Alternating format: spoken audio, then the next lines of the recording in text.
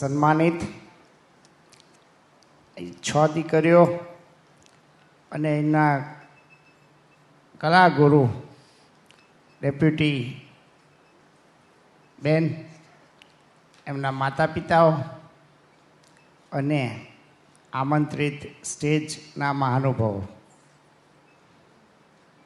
ડિમ્પલબેન વિશે ખૂબ સાંભળ્યું હતું, પણ આજે મારી દીકરી સનાના એના પપ્પા મમ્મીના આદેશથી અહીંયા આવવાનું મને થયું. મારું સૌભાગ્ય હું માનું છું. આ 6 દીકરીઓ ઉપર ભગવાન મહાદેવના આશીર્વાદથી જ આ કામ થયું હોય એવું મને લાગે છે. એની કૃપા વગર આવી મોટી સિદ્ધિ પ્રાપ્ત થતી નથી. એ ચોક્કસ વાત છે.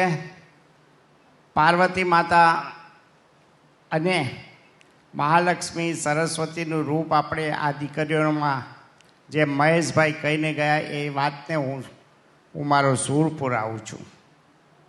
પણ મને એમ લાગે છે કે મહાદેવ ભગવાન નટરાજના આશીર્વાદથી આ 5000 વર્ષ પહેલેની આ વિદ્યાનો આપણા દેશમાં આરંભ થયો અને આજે આખી દુનિયા એને જોવે છે. ડેપ્યુટી બેનને હું વિનંતી કરું કે આપે જે તમારું યોગદાન આ દીકરીઓ માટે આપ્યું અને ભગવાનનો સાક્ષાત્કાર કરાવ્યો એ નાની સિદ્ધિ નથી, બહુ મોટી સિદ્ધિ છે.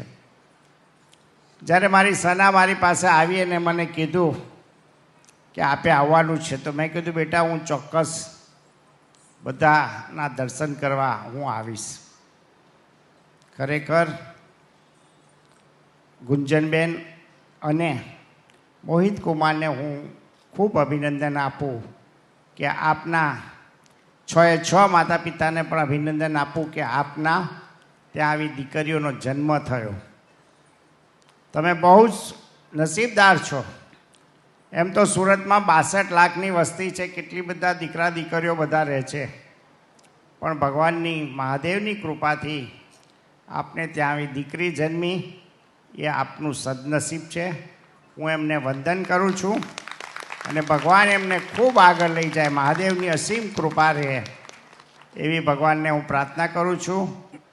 6 માતા પિતા આ દીકરીઓ તમારું કુળનું નામ ઉજળું કરશે એ મેં મારી આંખે જોયું, એટલે મને એમ થયું કે તમે બહુ જ નસીબદાર છો માતા પિતાઓ કે આવી દીકરી તમારે ત્યાં જન્મ લઈને આવી છે. ફરીથી મને બોલાવ્યો, ડેપ્યુટી મેડમની સાથે બેસવાનો મોકો મળ્યો, સન્માન થયું અને મારી દીકરી ગુંજન અને મોહિત કુમારનો પણ હું આ તબક્કે આભાર માનું કે આટલું સરસ મને બધાના દર્શન કરવાનો તમે મોકો અપાવ્યો. એ બદલ હું આભાર માનું છું. ફરીથી આપ સર્વને વંદન કરું છું. જય હિન્દ, જય ભારત માતા.